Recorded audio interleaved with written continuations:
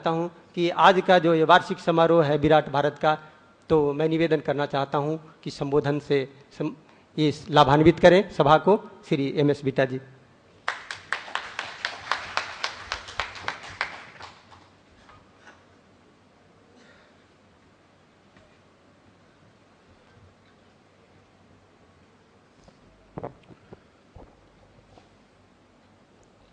आदरणीय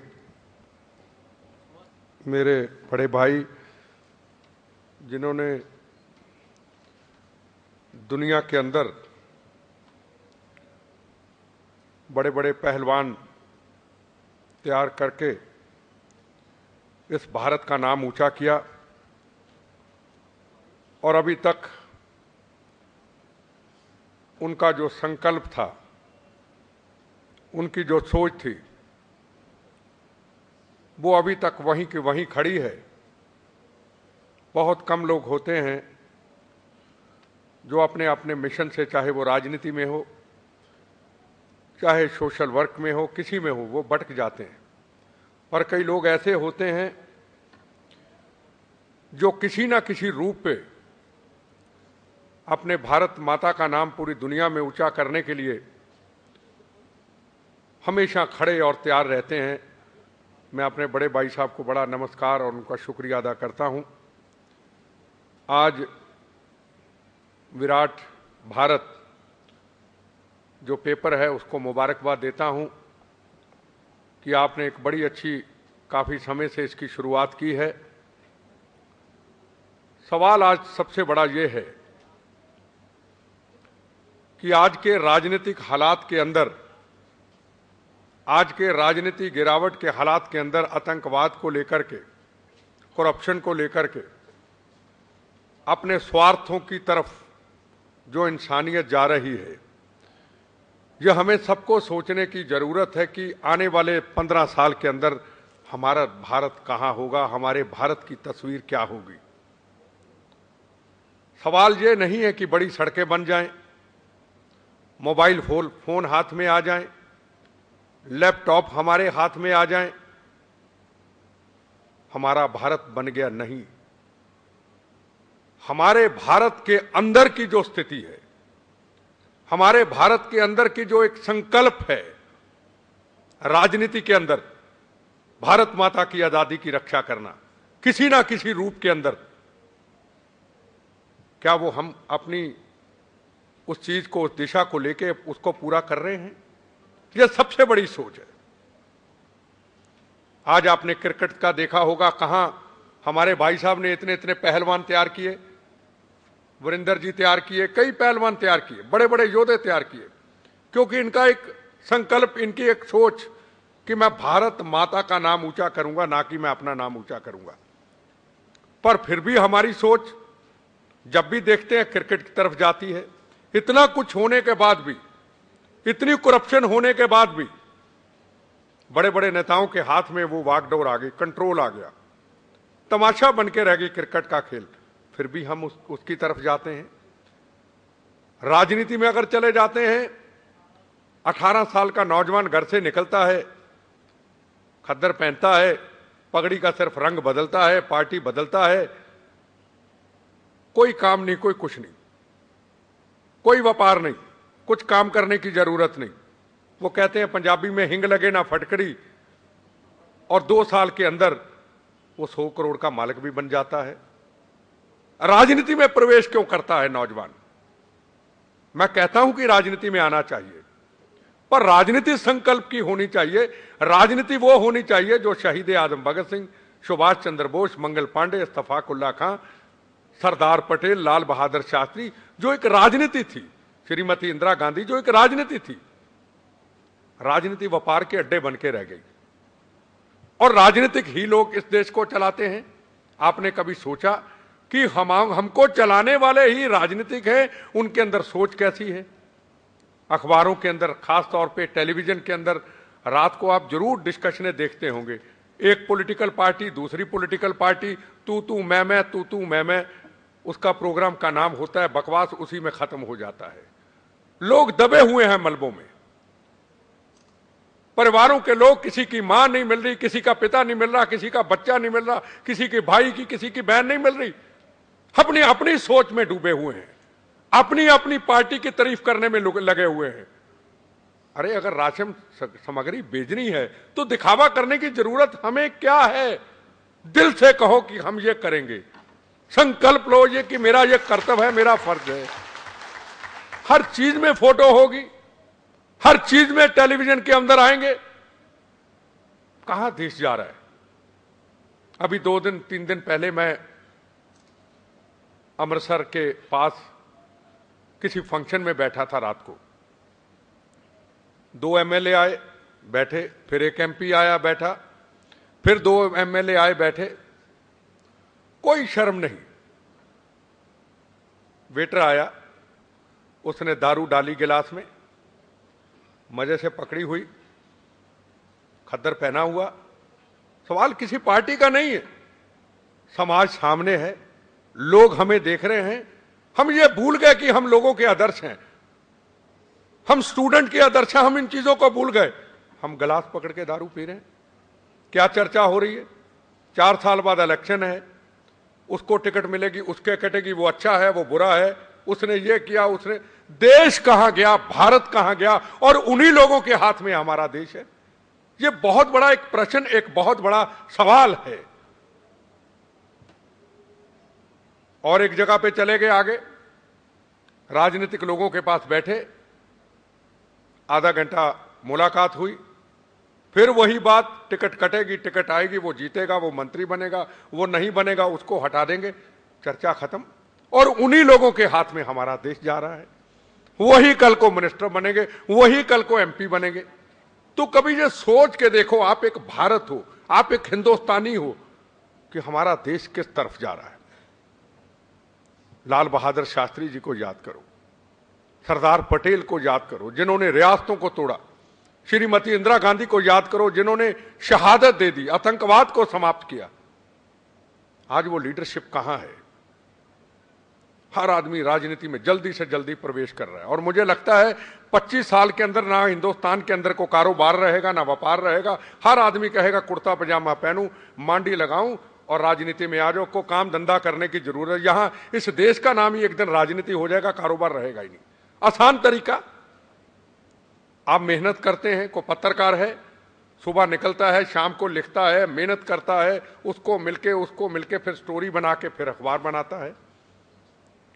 कोई सरकारी मुलाजिम है, वो सुबह शाम फाइलों में लगा रहता है, फिर अपने बच्चों की रोटी करता है। ये सुरक्षा जवान है, ये भारत माता की आज़ादी की रक्षा करते हैं, बंदूक उठा के ये अपने मिशन में काम करते हैं। फिर इनको 1 महीने बाद तनख्वाह मिलेगी, फिर ये बच्चों को पढ़ाएंगे। और पता नहीं वो एजुकेशन दे पाएंगे या नहीं दे पाएंगे। जो एजुकेशन इनके बच्चों को मिलनी चाहिए, इनका बच्चा डॉक्टर बनना चाहिए, इनका बच्चा आईपीएस बनना चाहिए, इसका बच्चा आईएएस बनना चाहिए, इसका बच्चा इंजीनियर बनना चाहिए, ये नहीं दे पाएंगे। कारण वो अफोर्ड ही नहीं कर सकते, उनके पास पैसे नहीं है। पर एक व्यक्ति राजनीति में आता है, ना कारोबार ना कुछ, माफिया, बिल्डर माफिया, और राजनीति में प्रवेश करके कहीं ना कहीं कुछ भी कर लेता है। तो कितना बड़ा छोटे और बड़े आदमी में फासला आ गया, गरीबी और अमीरी के अंदर कितना बड़ा फासला आ गया। कभी आपने सोचा?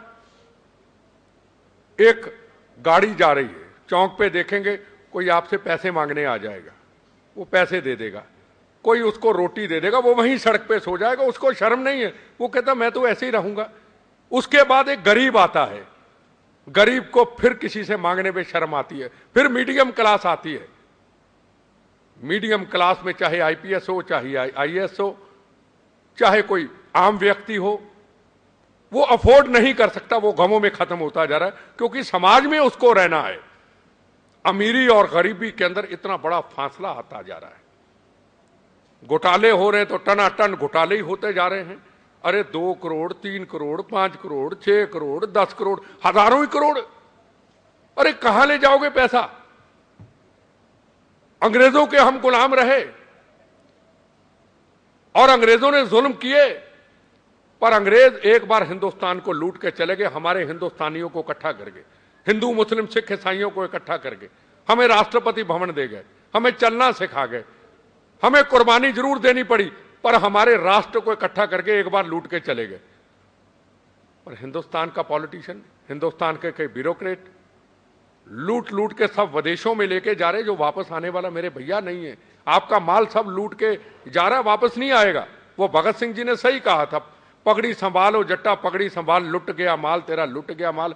सब कुछ माल लुटता जा रहा है और आपके पास कुछ नहीं है। और याद रखना, एक दिन वो वक्त जरूर आएगा, सब छोड़ के आपको यहां से चले जाएंगे। प्लेन पे चढ़ते कहेंगे टाटा बाय बाय करके चले जाएंगे, वापस नहीं आएंगे। हिंदुस्तान का इतना माल लूट के विदेशों में जा चुका है।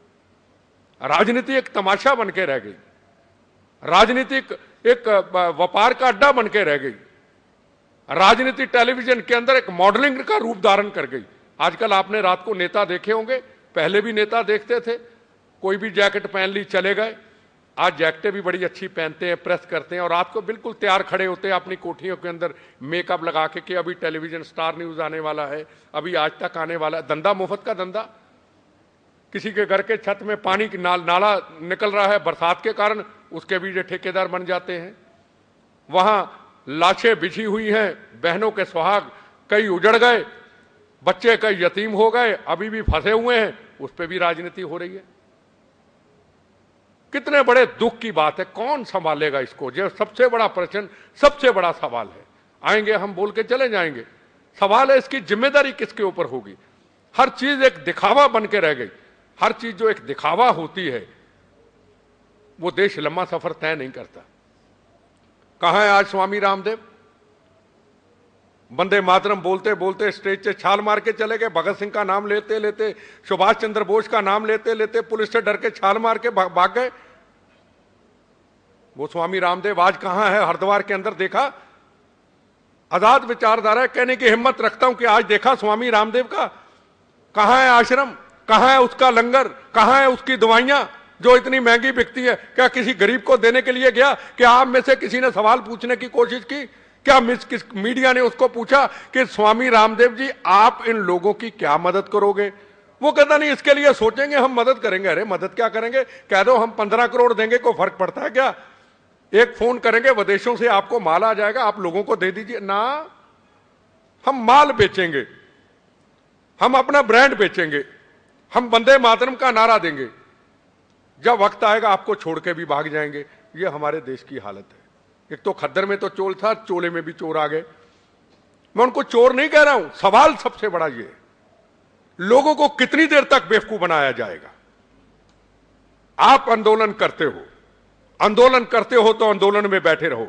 अगर हिंदुस्तान की जनता के साथ आंदोलन का कह दिया हम यही मरेंगे, यही कुर्बानी देंगे जब तक करप्शन खत्म नहीं होती, तो आपको जब भूख लगती है, जब देखते हैं कि मौत सामने है, तो किसी को कहते हैं जूस ले आ, फिर कहते हैं वंदे मातरम करके जूस पी जाते। क्या यह देश के लोगों के साथ धोखा नहीं है? देश के साथ खिलवाड़ नहीं है? सुभाष चंद्र बोस, मंगल पांडे, इस्तफाकुल्ला खां, जलियांवाला बाग के हिंदू मुस्लिम सिख ईसाई जब आप लोगों के लिए आजादी के लिए जाते थे, आने वाली जनरेशन के लिए आजादी के लिए जाते थे, तो मौत का कफन बांध के जाते थे। और जब मौत आने वाली होती थी, फांसी का रास्ता सामने होता था, तो कहते थे वंदे मातरम वंदे मातरम वंदे मातरम, फांसी का रास्ता खींचता था और शहादत देते। वो थे देशभक्त।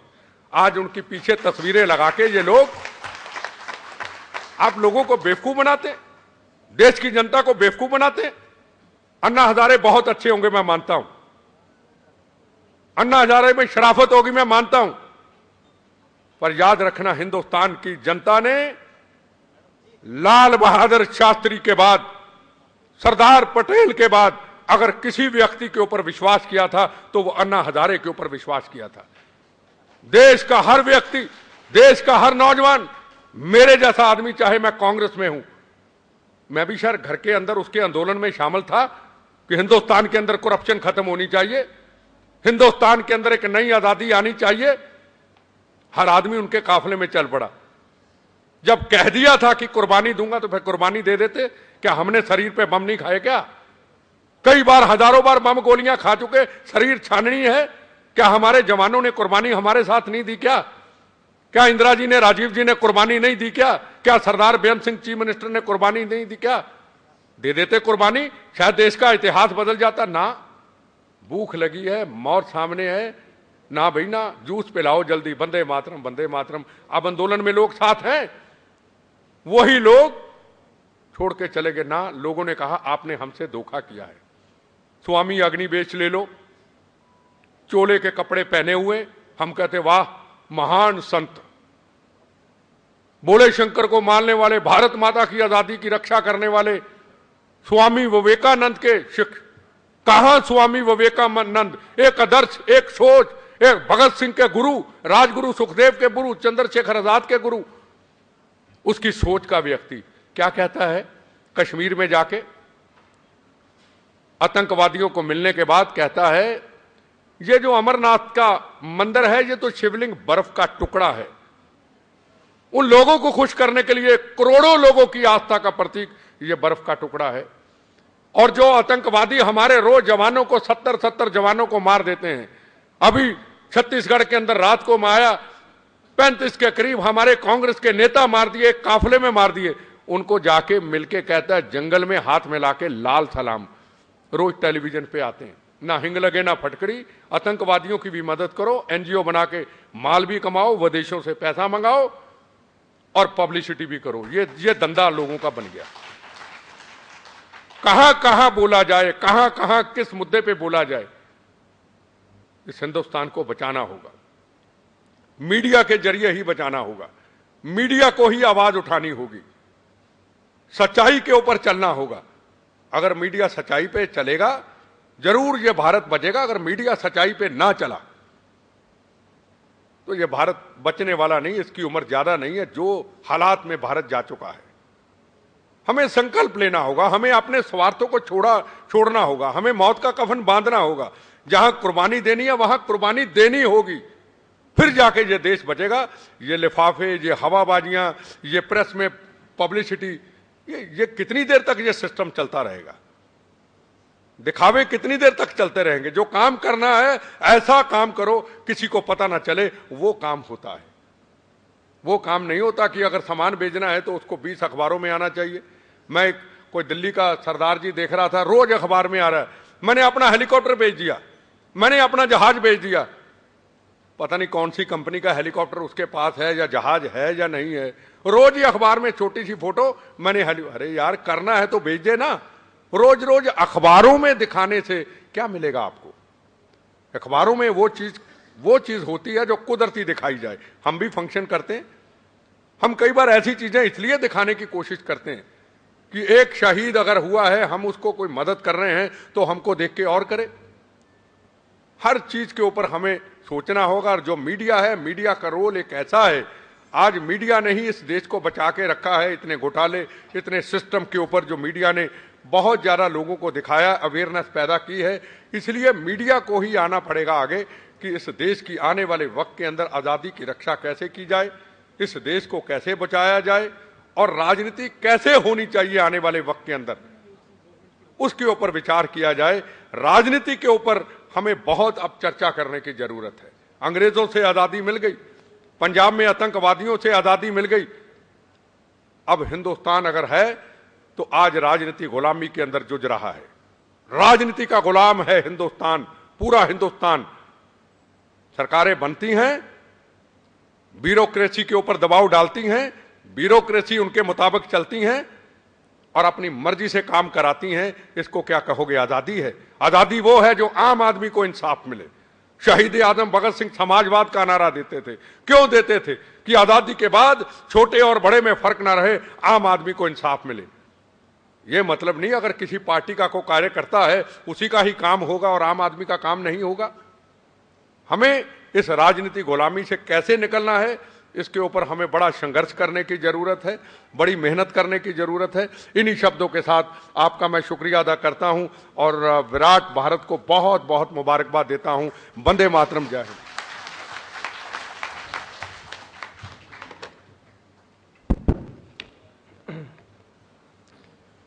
अभी आप श्री MS बिट्टा जी के संबोधन में सभी आह्लादित हो रहे थे।